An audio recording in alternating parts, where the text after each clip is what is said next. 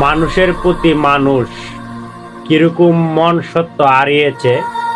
আমি আপনাদেরকে একটা কথা বলতেছি, যেটা হইছে আমি ব্রাহ্মণবাড়িয়া থেকে ঢাকা আমু আমি ব্রাহ্মণবাড়িয়া থেকে ঢাকা আমু। আমি ট্রেনে উঠছি, ট্রেনে হওয়ার পরে লোকটা বাসায় বোঝা যাচ্ছে মনে হয় নোয়াখালী রইব, মানে যে একটা বাসা দিতেছে লোকটা।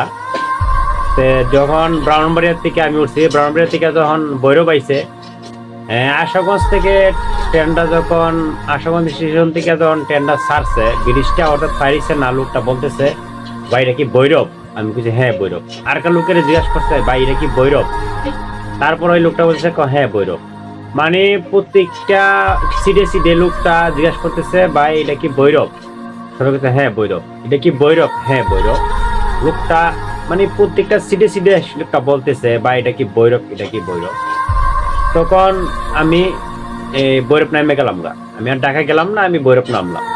তাই ট্রেনটা আমি মিস করে নিলাম, ভাবছি যে বাসে যাবো বা পরের ট্রেনে যাবো, কারণ লোকটার সাথে আমি কিছু কথা আমি বইলা লই। পরে আমি লোকটার সাথে নামছে, আমিও নামলাম। নামার পরে আমি লোকটা জিজ্ঞেস করলাম ভাইজান আপনার বাড়ি কোথায়? বলে নোয়াখালী। বা আমি করলাম ভাই আপনি আমার সামনে সিটে আসছিলেন, আমি আপনার সামনে সিটে আসছিলাম, তো পাশাপাশি সিট ছিল। আপনি নামার পরে ভাই আপনি যখন ভৈরব আসছে, আপনি আমাকে জিজ্ঞাসা করছেন যে দেখি ভৈরব? আমি বলছি হ্যাঁ সামনে স্টেশন ভৈরব। তারপর আপনি প্রত্যেকটা সিটে সিটে বললেন ভাই এটা কি ভৈরব, এটা কি ভৈরব, কেন ভাই? পরে এই লোকটা অনেক বলল আমাকে।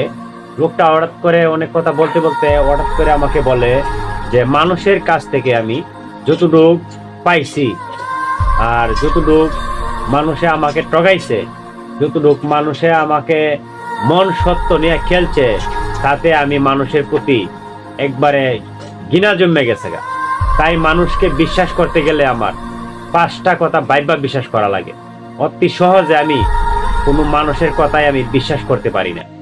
তাইলে আপনারা বুঝেন লোকটার মন সত্য কতটুকু দেয়া দাঁড়াইছে শুধু মানুষের মিথ্যা কথায়, এবং মানুষে ওই লোকটারে ঠগাইছে বিদায় যে কোনো পর্যায়ে লোকটা মানুষের কাছ থেকে মন সত্য কিভাবে হারিয়েছে।